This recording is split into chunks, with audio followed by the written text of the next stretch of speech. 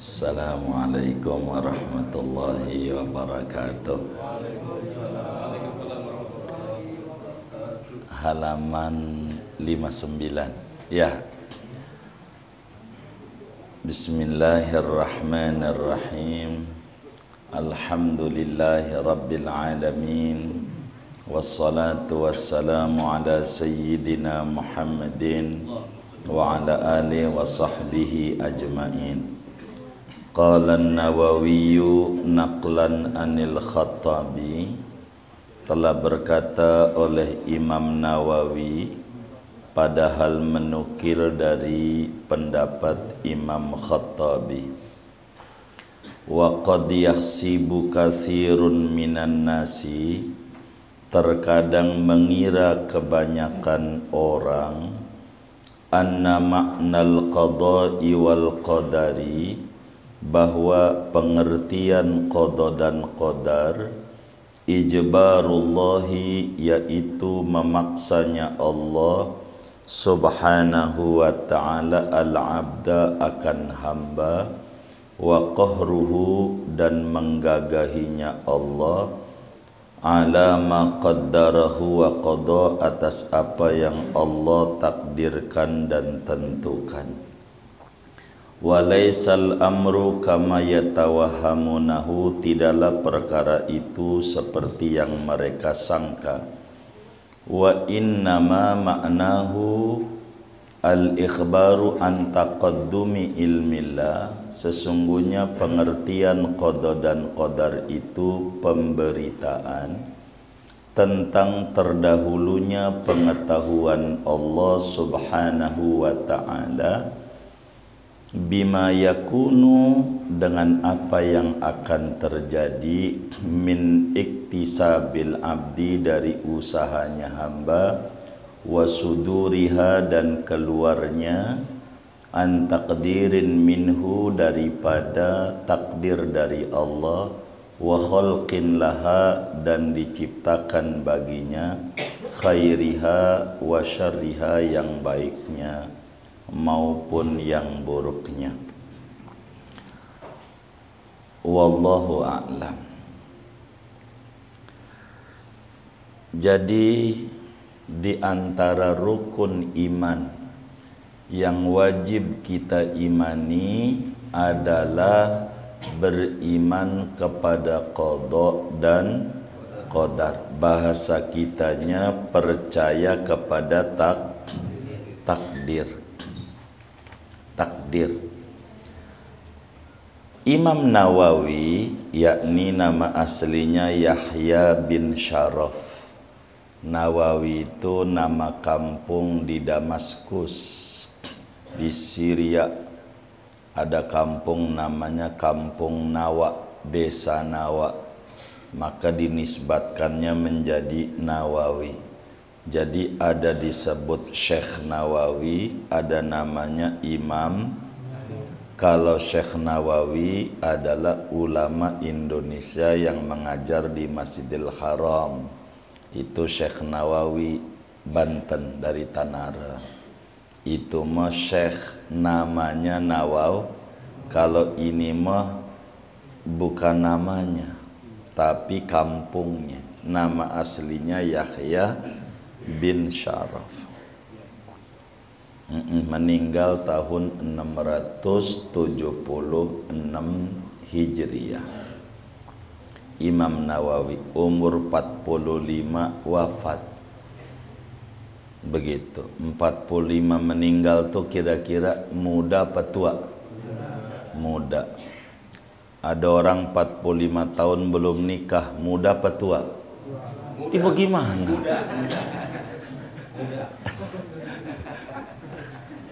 Yang mana nih? Tuh berubah lagi. Jadi enggak jejak namanya. Oh gitu. Kata Imam Nawawi di dalam Syarah Sahih Muslim, kebanyakan orang punya pikiran dianggap bahwa yang namanya takdir itu Allah maksain kita. Kita enggak bisa berbuat apa. Itu orang kalau udah ngomongin takdir. Anggapan orang takdir itu Allah memperkosa kita, Allah menggagahi kita, Allah maksain kita sehingga kita tidak bisa berbuat apa-apa. Itu banyak orang begitu. Kata Imam Nawawi, itu bukan begitu, keliru. Anggapan itu salah.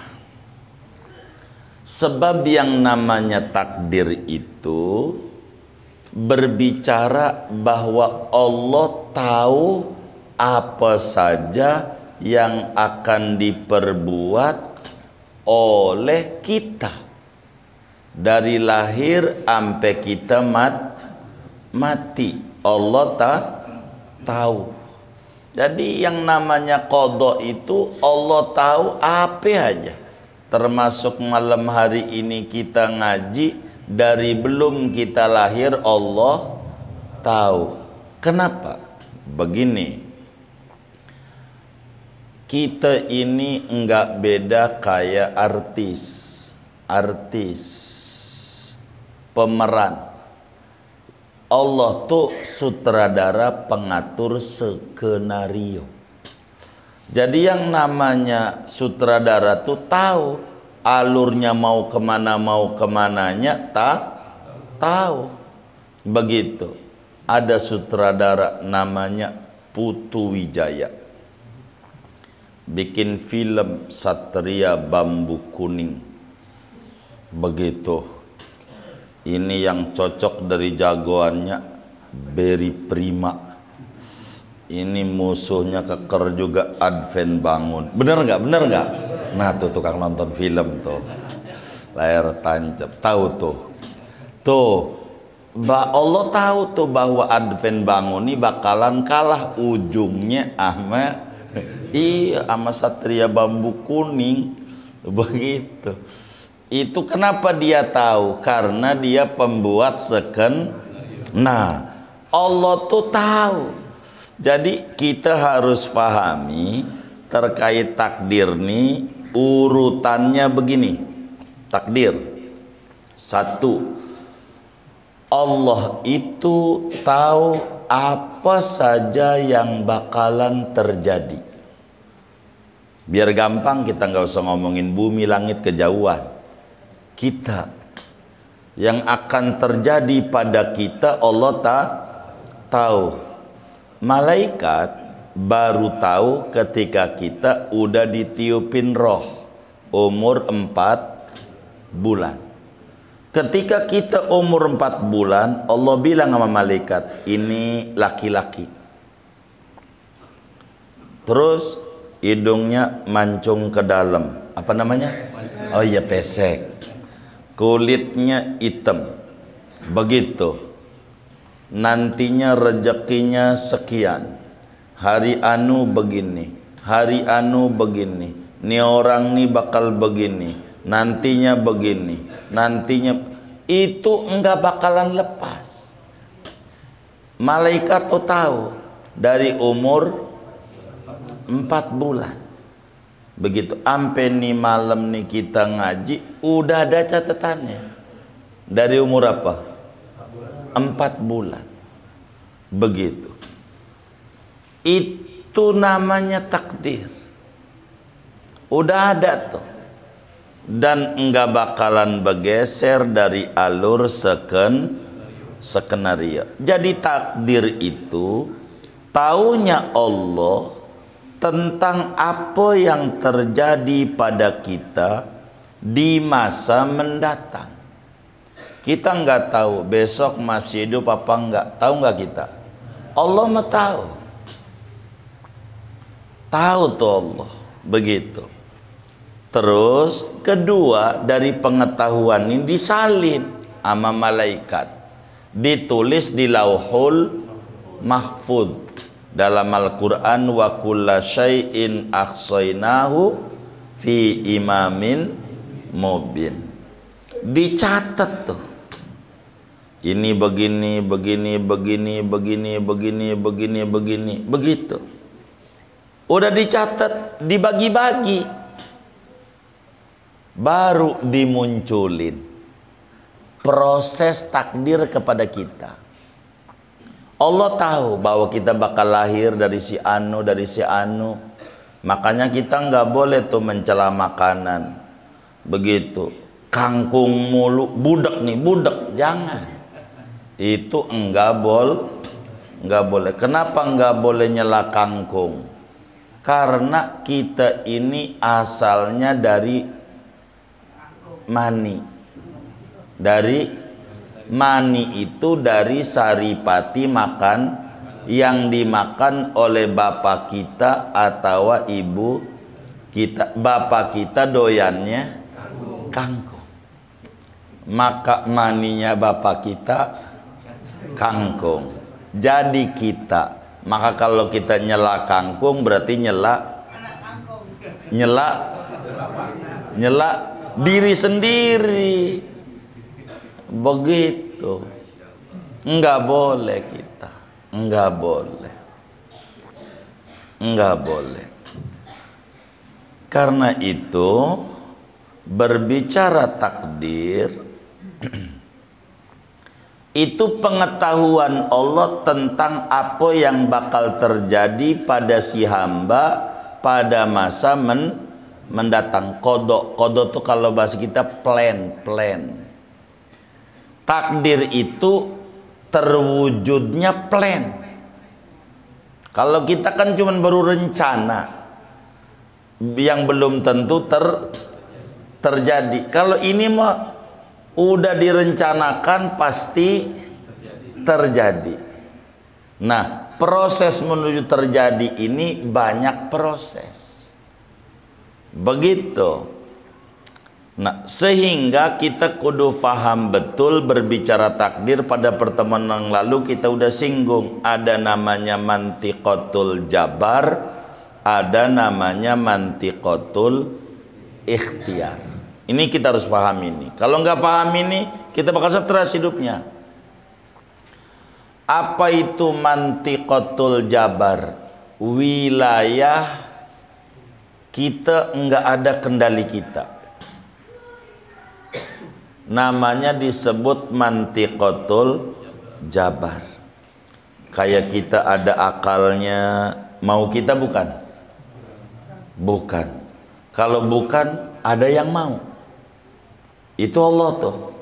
Akal kita cerdas atau tidak cerdas, itu bukan mau kita. Begitu. Badan kita tinggi atau rendahnya kita, pendek, itu mau kita bukan? Hidung kita pesek atau mancung, mau kita bukan? Laki atau perempuan kita, mau kita bukan? Lahirnya kita di kebun kopi apa kebun teh, iya kan? Itu bukan mau kita bukan? Bukan. Siapa yang mau? Itu namanya mantiqatul jabar. Wilayah ini enggak bakal diperdebatkan. Semua orang paham. Yang kedua namanya mantiqatul ikhtiar. Ini hubungannya dengan perbuatan kita. Bahwa kita sebagai hamba diberi kemerdekaan oleh Allah, diberi kebebasan oleh Allah. Sebab kita bukan kayak kapas. Kalau kapas tidak punya kepengenan, tergantung arah angin. Angin ngidul, angin ngilir, angin ngulon, angin ngetan. Benar nggak? Kapas. Dan kita bukan kapas. Ada kemampuan. disebut kudrat lokal. Tandanya dijorokin temen mau nggak? Tuh, nggak mau berarti kita enggak kayak kapas. Kita bisa menyalurkan nonjok, bisa tidak. Ini kita diberi kebebasan oleh Allah, namanya mantiqatul ikhtiyar. Karena itu Allah turunkan kitab suci. Allah perintahkan manusia untuk mengamalkan kitab suci, menjauhi larangan, mengerjakan perintah. Allah utus rasul-rasul untuk menjadi contoh dan tauladan, pembimbing menuju kepada Allah. Karena akal kita enggak bisa menjangkau sejauh itu. Karena itu amat sangat keliru kalau dipahami takdir tuh ya udah kita nyerah aja. Emang gua mau takdirnya udah miskin dah. Lah kagak. Itu keliru. Ketika kita mabok-mabokan ada yang larang. Bang, jangan mabok-mabokan lah. Lalu kita marah. Lu jangan larang-larang gua mabok. Kalau Allah enggak nakdirin gua mabok, gua kagak bakalan mabok tanpa lu larang. Ini namanya dianggap dia kayak kapas. Keliru. Ketika orang diajak ngaji, bang ngaji yuk, dia marah. Ngapain lu ngajak-ngajak gua ngaji? Kalau Allah kasih hidayah, gua bakalan ngaji tanpa lu ajak. Ini yang kayak begini nih namanya dianggap dia kayak kapas. Hidayah itu kayak angin. Begitu. Yang model begini nih, ini namanya keliru. Cara nyadarinnya gampang. Ditampol aja pipinya, cepret. Begitu cara nyadarinnya.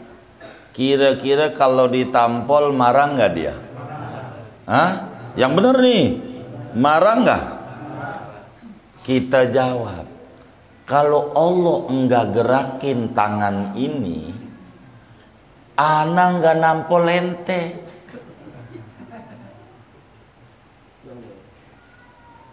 Kira-kira kita jawab begitu, marah nggak dia? Marah. Kenapa dia marah? Kan kita jawabannya sama. Tapi kan tangan lu begitu. Nah sama. Itu dia keliru. Kalau ditampol mau kasihan, kita ajak-ajak ke rumah kita.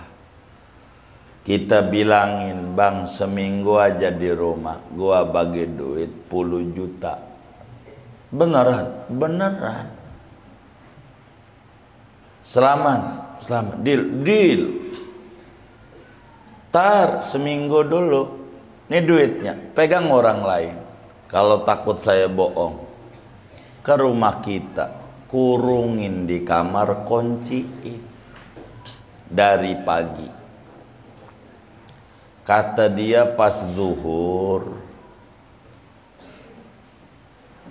bang lapar makan. Kita jawab, lu jangan minta-minta makan sama gua. Kalau Allah kasih hidayah, gua kasih makan lu tanpa lu minta. Sampai seminggu aja, kira-kira bagaimana? Modal. Bukan begitu. Karena kita dikasih kemampuan lokal.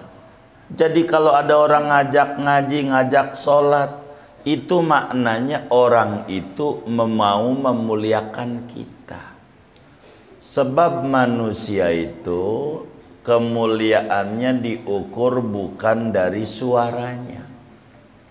Kalau manusia itu mulianya diukur dari suaranya, silakan saingan sama burung.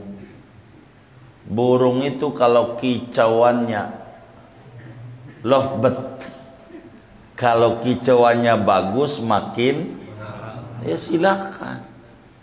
Dan kita enggak kayak sapi yang dipotong Idul Adha tuh.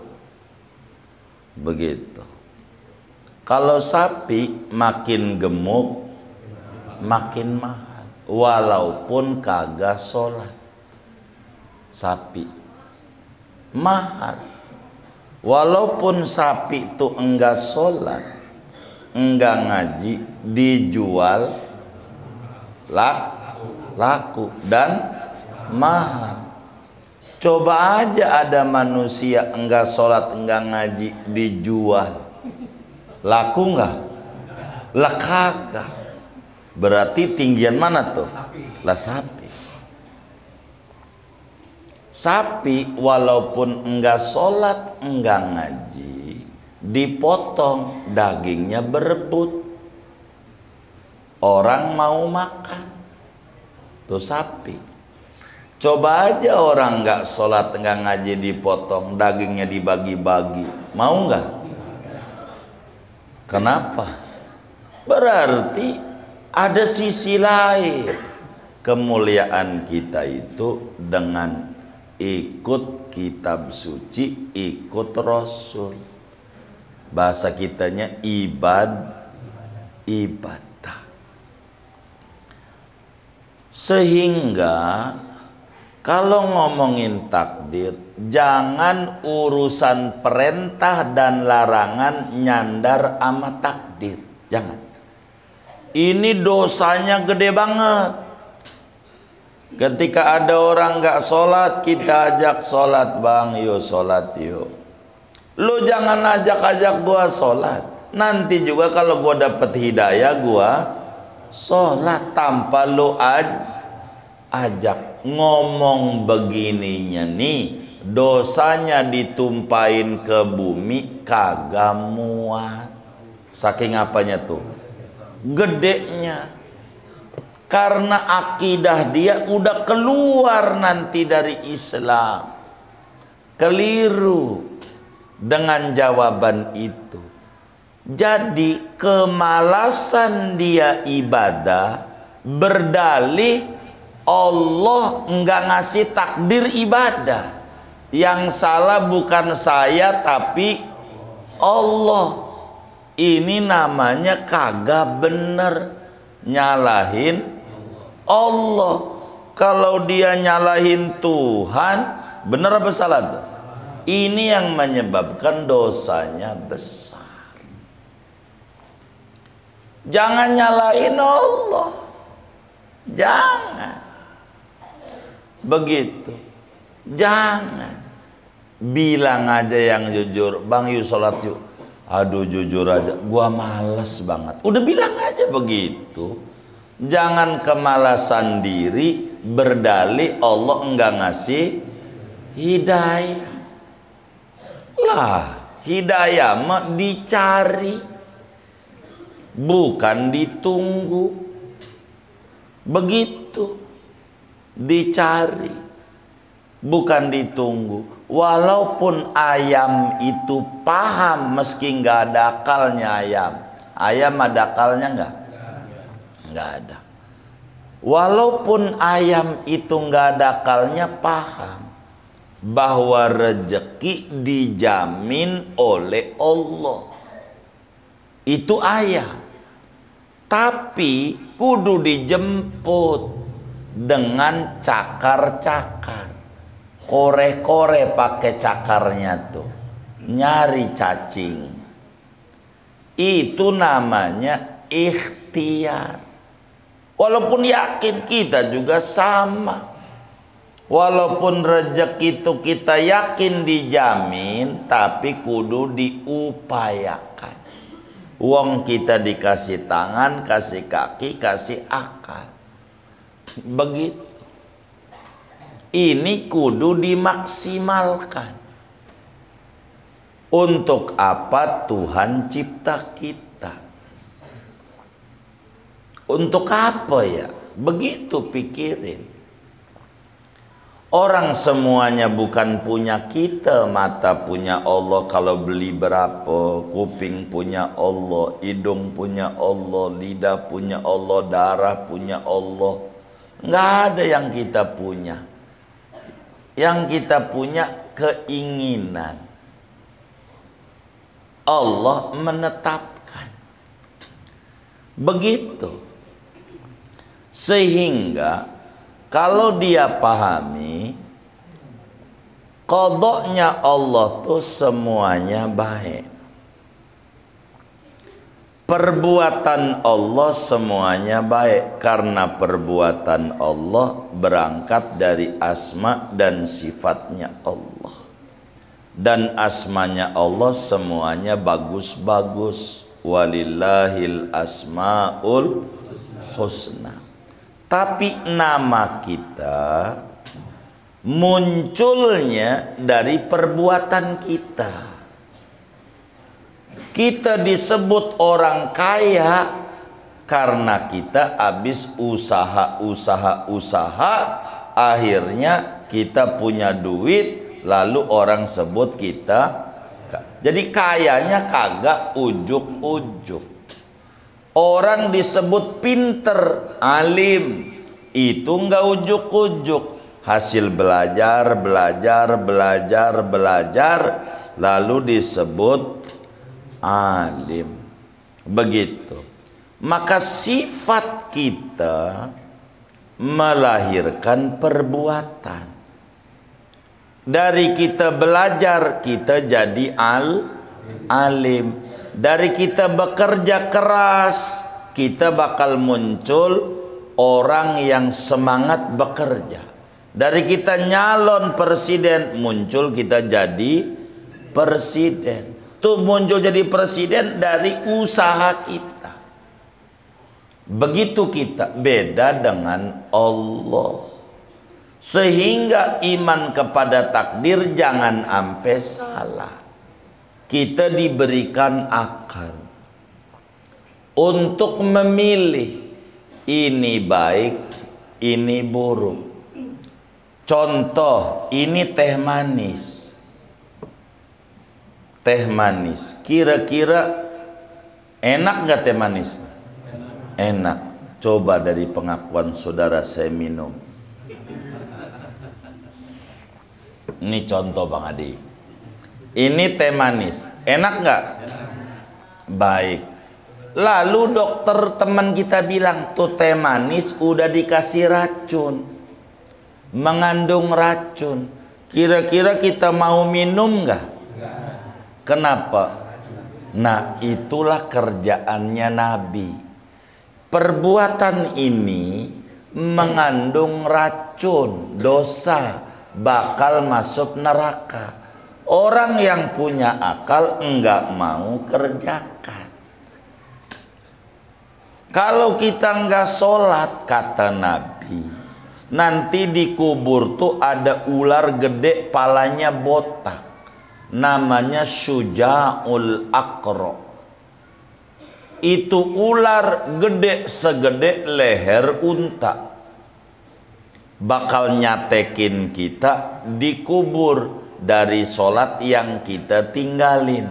Zuhur berarti dari jam 12 sampai tengah 4 digigit sama ular tuh. Kalau dia waktu hidupnya cuma ninggalin dohor doang 1 kali. Masalahnya bukan dohor doang, banyak lah.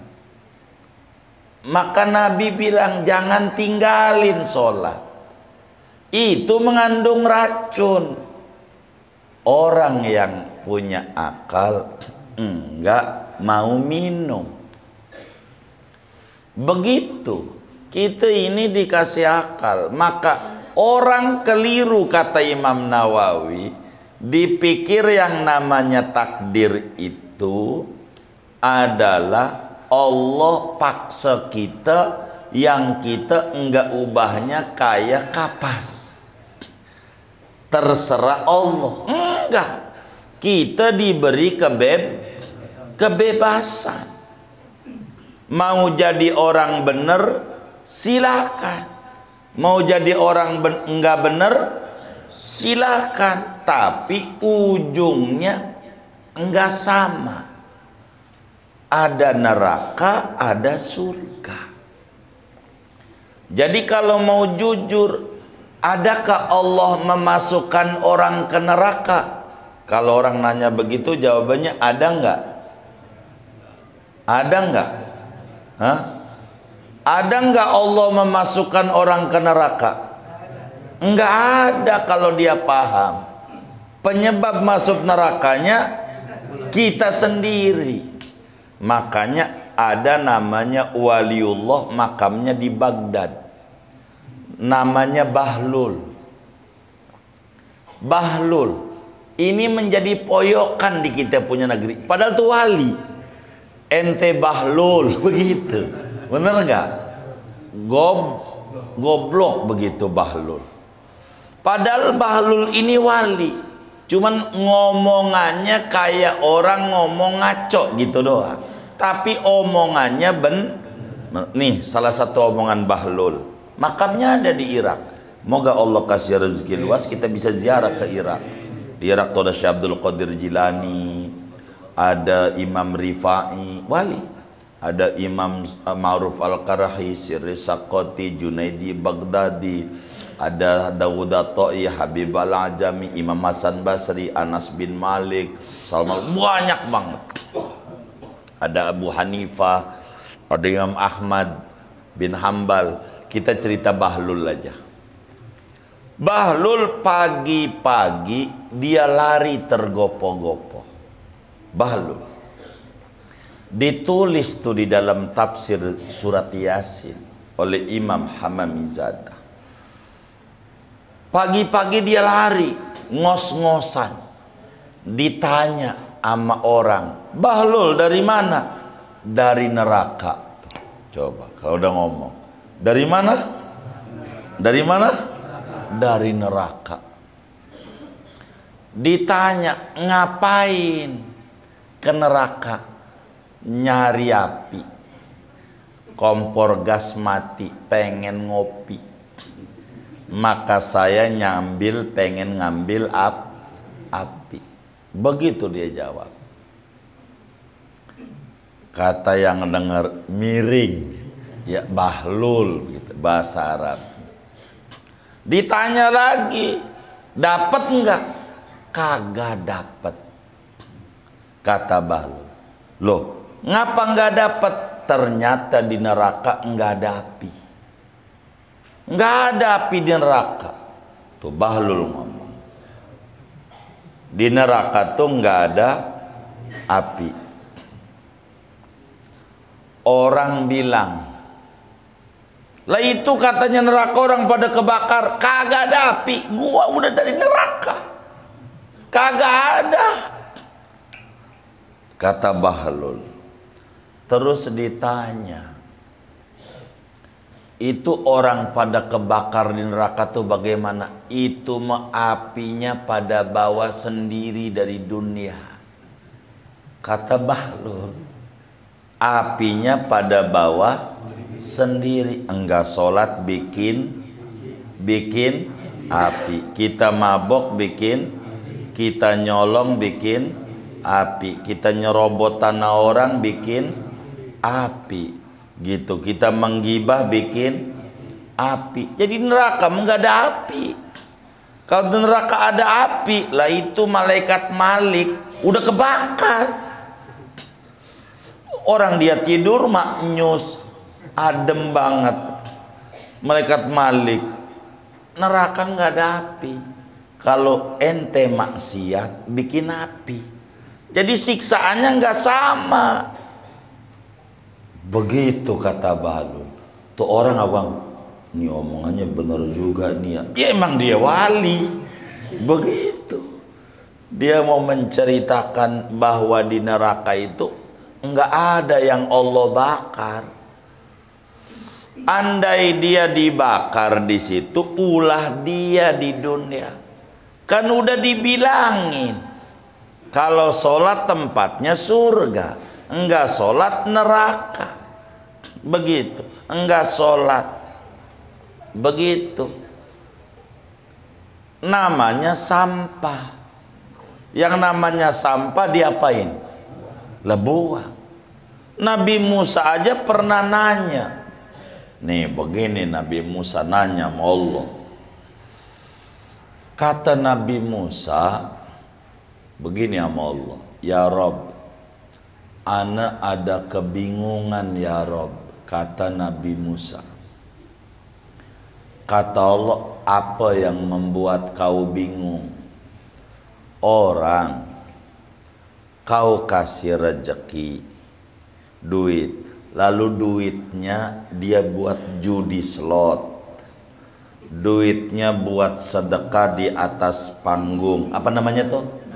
Oh, nyawer. Ah, iya, halus. Namanya apa? Nyawer.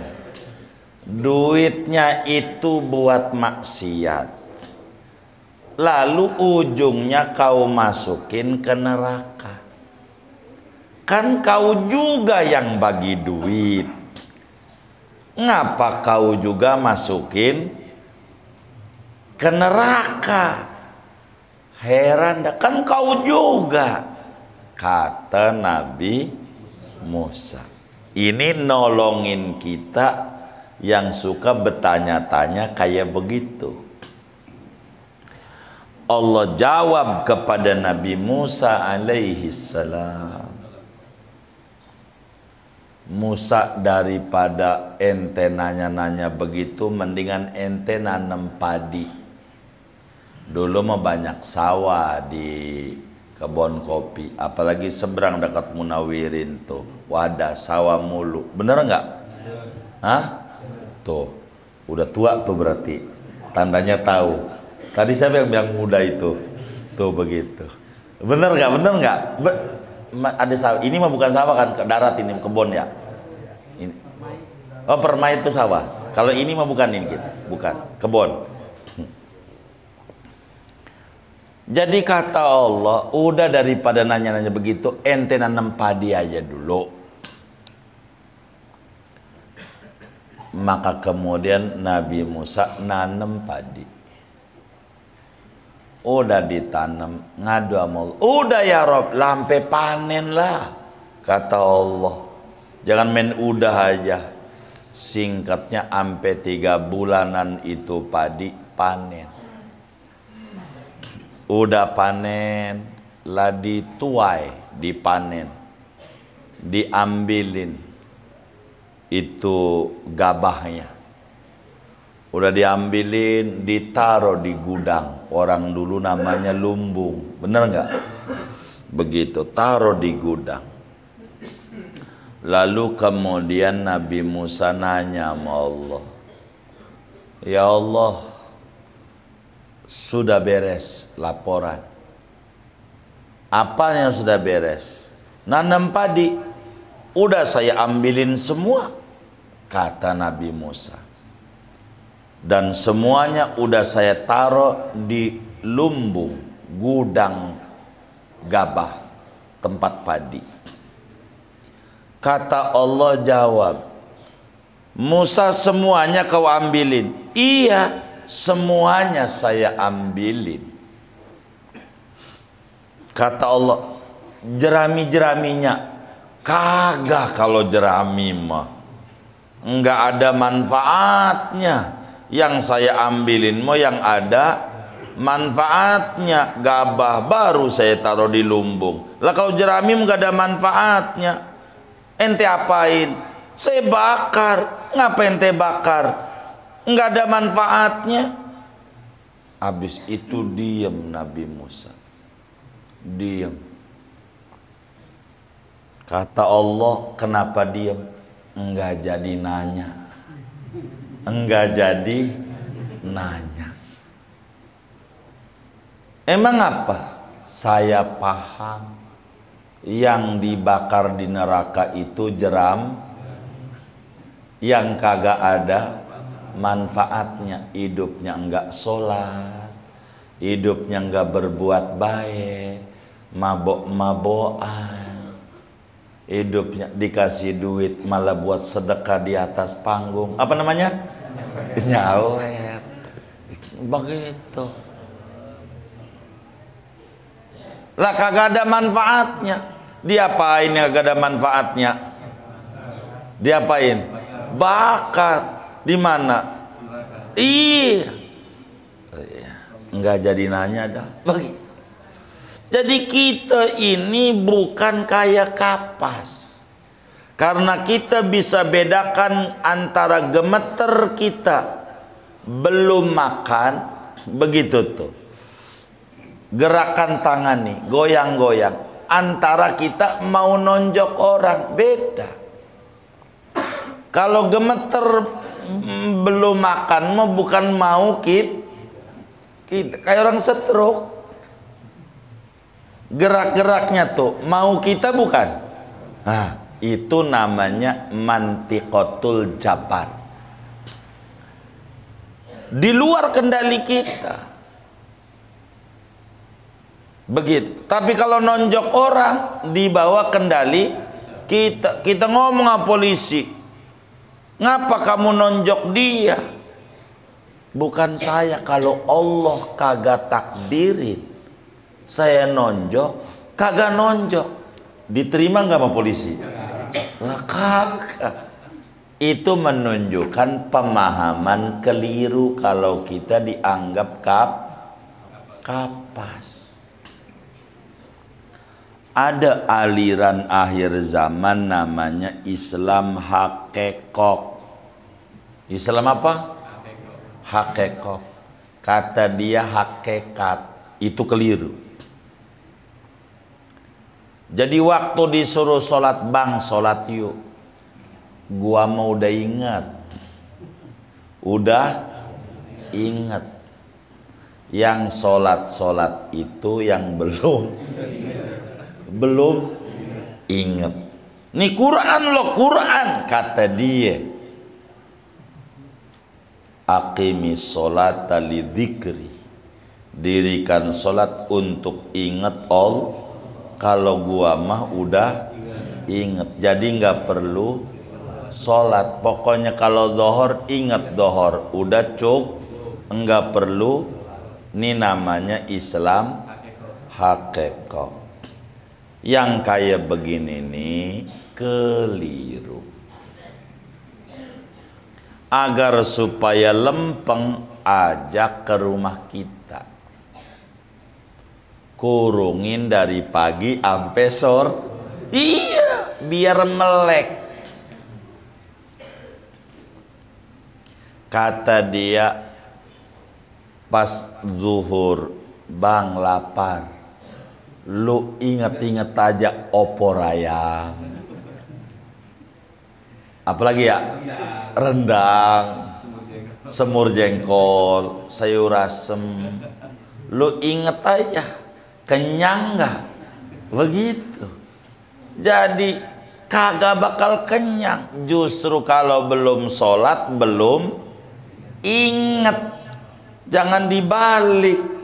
Gua mah udah tinggi, sebab gua mah udah inget. Lu masih rendah, jauh lah. Nabi yang tingginya kayak apa itu, sholat malah ampe kakinya bengkak. Itu menunjukkan kita ini ada di wilayah mantiqatul ikhtiyar. Kudu usaha. Surga emang hadiah dari Allah, tapi enggak ujuk-ujuk. Ada ketentuan. Ini yang kita harus paham. Kenyang dari Allah yang makan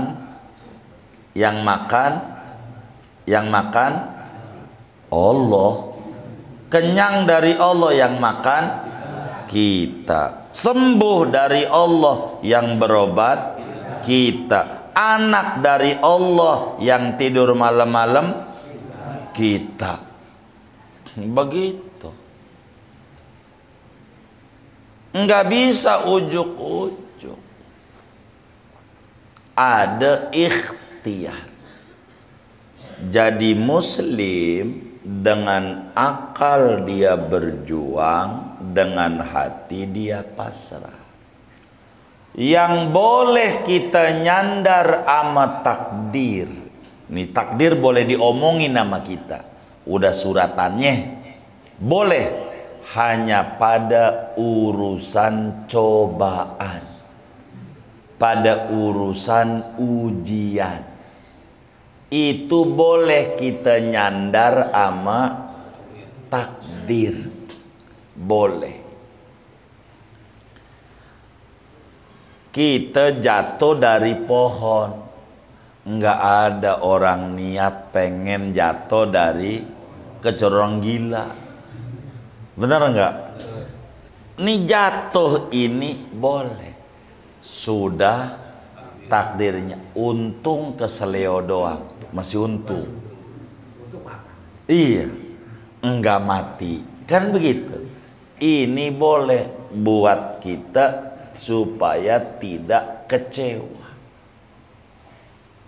Kalau urusan cobaan. Tapi urusan perintah amal larangan tidak boleh takdir diangkat. Kita enggak sholat, berarti enggak menjalankan. Jangan kita kata takdir. Itu salah. Lu jangan nyuruh-nyuruh gua sholat. Kalau Allah kasih hidayah, tuh namanya nyandar ame takdir. Salah. Kita mabok, enggak, namanya melanggar, mengerjakan larangan. Enggak boleh takdir diangkat. Orang yang nyekek botolnya bukan Allah. Yang nyekek siapa? Kita. Hah? Iya, enggak nyuruh Bang Adi, enggak. Ini juga bukan nuduh Bang Adi, bukan. Ini gambaran. Nerangin takdir. Jangan kesinggung, jangan. Begitu. Jangan. Orang kita lagi nerangin, ngegambarin. Sebab kalau tanpa diceritain begini begitu, mencernanya sulit. Biar gampang kita pahami. Begitu. Jadi yang nyekek botolnya kita. Yang beli ke warung remeng-remengnya aja kita. Cuman kita kata teh botol cap topi miring. Bener nggak? Di siapa yang bener itu tadi tuh? Tuh gitu. Jadi ini jangan nyalain Allah. Jadi keliru kata Imam Nawawi. Orang berkata bahwa takdir itu pemaksaan Allah sama kita. Bahwa kita tak ubahnya kayak kapas. Keliru. Sehingga sikap yang benar, supaya kita enggak keluar dari akidah Ahlussunnah wal Jamaah. Nih harus begini nih kita ngomong. Kita menolak takdir Allah dengan takdir Allah menuju takdir Allah. Ini rumus jangan hilang nih. Kita menolak takdir Allah dengan takdir Allah menuju takdir Allah. Begitu. Ini jangan keluar nih rumus nih, supaya kita paham. Kita menolak lapar dengan cara kita makan untuk menuju kenyang. Kenyang ini yang nakdirin, makanan ini juga Allah. Lapar ini dari Allah. Maka lapar ini kita kudu tolak sebagai takdir Allah dengan cara ikhtiar Makan ini juga hakikatnya takdir Allah menuju kenyang. Kenyang ini takdir Allah. Singkatnya, kita menolak neraka begitu dengan ibadah untuk menuju surga. Begitu. Itu namanya menolak takdir Allah dengan takdir Allah menuju takdir Allah. Kita menolak kebodohan dengan belajar menuju kepintaran. Semuanya takdir, alur skenario. Begitu. Begitu. Caranya begitu. Jangan kita pasrah. Udah deh, emang gua dari dulu dari zaman Kibenen orang susah. Ya udah, kalau gua susah emang udah takdirnya. Ini orang salah. Bukan ahlus sunnah. Upayakan. Ngimpi dulu. Ngimpi dulu. Begitu. Ini perlu. Ngimpi itu bercita-cita dulu. Begitu kita. Enggak boleh. Tukang kayu aja jadi presiden. Bener nggak? Bener nggak? Tuh. Ikhtiar. Begitu. Begitu. Kayak begitu. Jadi menolak takdir Allah melalui takdir Allah menuju, menolak lapar melalui makan menuju kenyang, menolak penyakit melalui berobat menuju sembuh. Sembuh ini takdir Allah. Begitu. Menolak susah dengan dagang menuju nah, begitu. Jadi untung itu bukan kita, hakikatnya Allah. Maka kita bersyukur. Coba badan kita renungin saban hari aja. Ini mata kalau beli berapa ya? Begitu. Mata. Ini kuping kalau beli berapa ya? Begitu. Ini jantung kalau beli berapa ya? Oksigen kalau beli berapa ya? Kan gratis kita hirup. Ada orang sakit kudu pakai oksigen, sebotolnya mahal. Darah yang mengalir ini kalau kita beli pakai cuci darah berapa ya? Tuh begitu. Kenapa dimunculin? Supaya jangan banyak mengeluh dalam hidup. Jangan. Dan penyebab kita susah seringkali kepengenan kita tanpa disadari.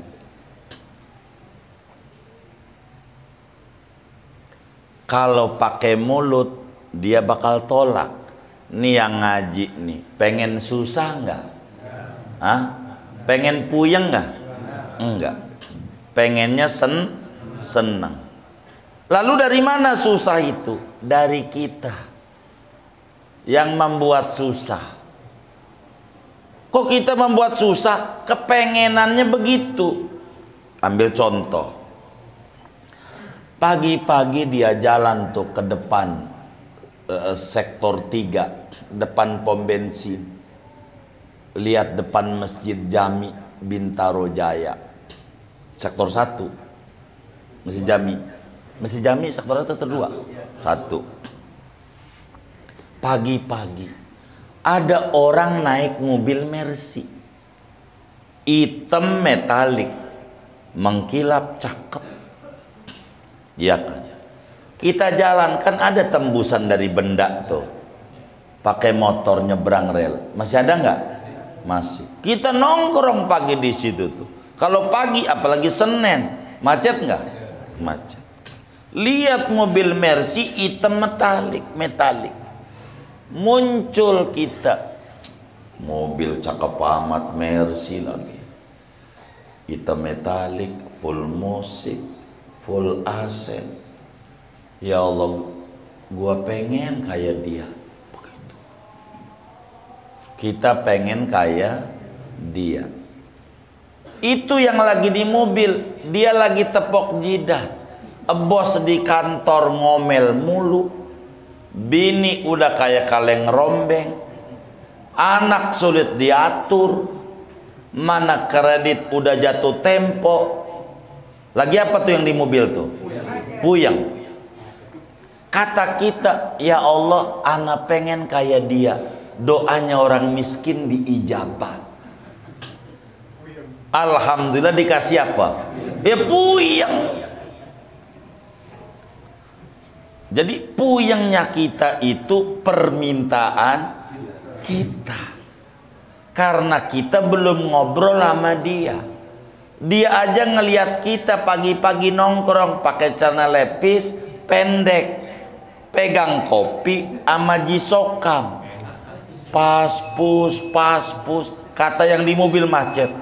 Tuh orang pagi-pagi enak banget. Dia pengen kayak kita, lah kita pengen kayak, lah kan kagak bener kita.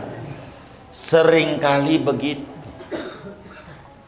Kita lihat tuh rumah dari kampung kita. Ya Allah, tuh orang rumahnya gede, gua pengen kayak dia. Dia tengkar mulu. Akhirnya kita diomelin mulu sama bini. Itu penyebabnya permintaan kita. Wong kita pengen kaya, dia lagi diapain? Omelin. Lah Allah ijabah doanya orang miskin. Maka kita pun diomelin punya. Maka kita nggak boleh ngiri sama orang sebelum ngobrol. Begitu. Ada orang enak kayak Pak Jokowi itu ya, belum ngobrol dia aja puyeng lagi diributin ijazahnya. Dia puyeng dia, jangan dikata enak. Begitu. Jadi jangan pengen nanti Allah ijabah apanya? Ya puyengnya. Jadi kita enggak begitu. Masing-masing orang punya ukuran nomor sepatu berbeda. Benar enggak? Maka masing-masing orang punya takdir berbeda. Udah kita nikmati aja hidup kita. Jangan dikit-dikit nyalain Allah. Emang gua udah takdirnya dah dari zaman gebenen, gua sama orang tua juga udah susah. Jangan. Ikhtiar. Usaha karena kita dikasih kemampuan lokal. Belajar. Enggak ada orang yang lahir langsung bisa lari. Enggak ada. Enggak ada orang dagang yang langsung sukses. Enggak ada. Enggak ada burung yang lahir langsung bisa terbang. Enggak ada. Orang baru lahir langsung bisa lari. Ada enggak? Enggak ada. Andai ada namanya tuyul. Bener enggak? Enggak ada. Enggak ada yang lahir langsung pinter. Belajar yang sungguh. Enggak usah ngiri sama yang males. Kita kerja yang sungguh, nggak usah ngiri sama yang nongkrong. Maka kita begitu hidup. Maka kita kudu punya kesemangatan hidup. Kita menolak kesusahan dengan ikhtiar. Ikhtiar itu bisa dagang, bisa usaha menuju kesuksesan. Itu namanya menolak takdir, melalui takdir menuju takdir. Jangan kita kayak kap yang tidak bisa menolak apa-apa. Maka kita kudu tolak neraka dengan ibadah menuju surga. Nah, surga itu takdir Allah. Begitu, takdir Allah. Kita kudu paham. Jangan kayak musim corona tuh. Kenapa banyak yang mati? Salah dia. Bukan coronanya, bukan. Betapa ada mobil bunyi, wing wing wing wing wing, langsung aja positif, positif. Itu otak kita, bener nggak? Mati lagi.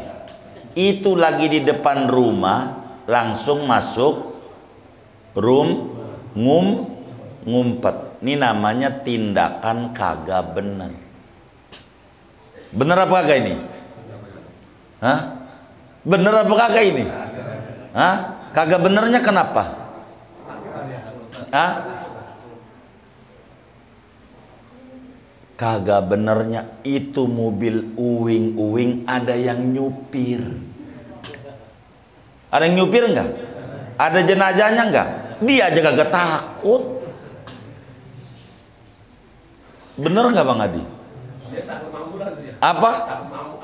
Lah kan kita takut dengar suaranya doang. Dari depan rumah sampai masuk.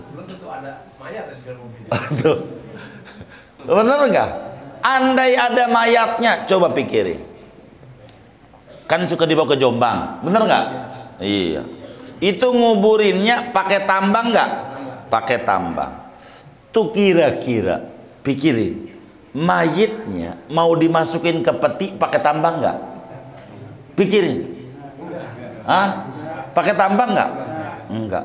Itu peti masukin ke mobil jenazahnya pakai tambang nggak? Jadi itu pakai tambang ngapain? Itulah yang bikin mati. Dikata waras rada-rada, dikata rada-rada waras. Sampai ada temennya sholat Jumat, dia tuduh miring. Miring, sok suci. Mana yang ngomong begitu tuh ngaji juga nih orangnya nih. Begitu. Dia kata sok suci. Orang mau kayak gua nih, dia nongkrong aja di gardu, nggak sholat, bahkan ada pergi aja ke PLN mau mancing, nggak sholat Jumat. Dia nggak sok kotor, dia nuduh yang sholat sok suci. Begitu masjid digembok tapi tempat nongkrong dibuka, ngumpul juga. Ada nggak yang kayak begitu? Ya Allah, mana RT lagi?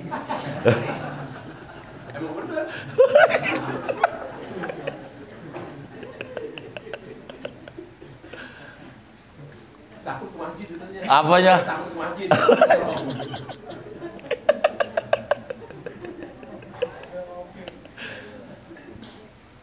Untung zaman corona tuh udah habis, bener nggak? Itu yang mati tuh gara-gara ketak. Itu baru denger doang tuh mobil ada positif hari ini di RT sekian. Itu padahal baru berita, pasti aja kagak. Udah begitu, ampe ngasih sarapan ditaruh di pagar, ngambilnya pakai galak. Ngambilnya bener nggak? Itu nasinya makannya pakai galak apa pakai tangan?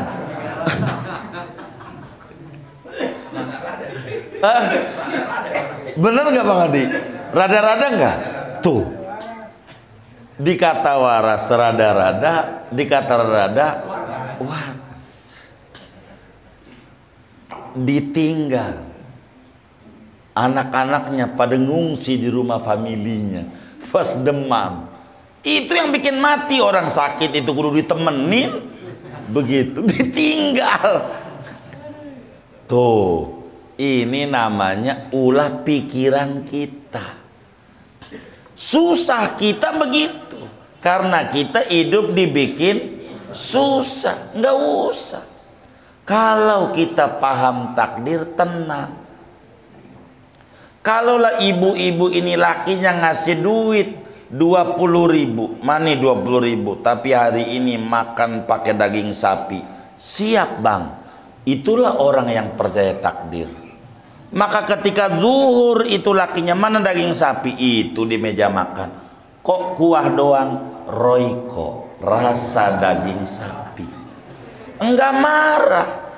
20.000 Pengen daging sapi, tempe aja dapat separuh. Bener nggak Bu? Tuh begitu. Tapi yang cerdas nggak marah, terima aja. Jadi nggak usah ribut. Begitu. Itulah hidup.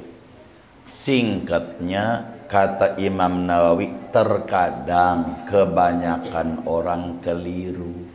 Konsep takdir dianggap kita kayak kapas. Allah menekan kita sehingga kita nggak bisa berbuat apa. Itu pemikiran keliru. Justru takdir itu berbicara kehebatan Allah. Apa aja yang bakal terjadi Allah tahu. Maka mohon maaf, contoh burung. Kata Nabi dalam hadis Tirmidzi, begini bunyinya, lau tawakkaltum 'ala Allahi ta'ala haqqa tawakkuli la razaqakumullah kama yarzuqut tayra taghdu khimasan wa taruhu bitonan. Kalau Anda punya tawakal benar, konsep takdirnya benar, pasti Allah kasih rejeki ama ente kayak burung.